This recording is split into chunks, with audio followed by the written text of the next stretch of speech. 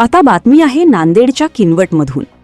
हिमायतनगर ते किनवट कोठारी या राष्ट्रीय महामार्गाचे काम गेल्या अनेक वर्षांपासून सुरू असतानाही अद्याप पूर्णत्वास गेले नसल्याचे वास्तव समोर आले आहे। अनेक ठिकाणी रस्त्याचे काम अपूर्ण अवस्थेत असून काही पुलांचे बांधकाम आणि इतर कामे सुरूच आहेत।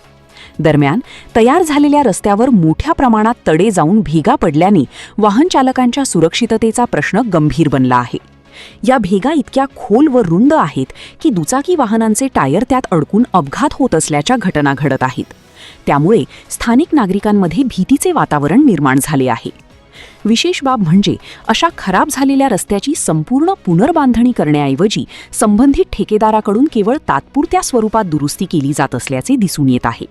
भेगा पडलेल्या ठिकाणी छोटे छिद्र पाडून त्यामध्ये स्टील टाकून त्या बुजवण्याचे काम सुरू असल्याने या कामाच्या गुणवत्तेवर प्रश्नचिन्ह उपस्थित होत आहे। स्थानिक नागरिकांनी प्रशासनाने या प्रकाराची गांभीर्याने दखल घेऊन संबंधित ठेकेदारावर कारवाई करावी, तसेच संपूर्ण रस्त्याची दर्जेदार पुनर्बांधणी करावी अशी जोरदार मागणी होत आहे। वाढत्या अपघातांच्या पार्श्वभूमीवर तातडीने उपाययोजना करण्याची गरज व्यक्त केली जात आहे। Bureau report, GK news, Kinwat, Nanded. तुम्ही पाहत आहात महाराष्ट्राच्या कुशीतलं जीके न्यूज मराठी, सात जनतेची, भूमी महाराष्ट्राची।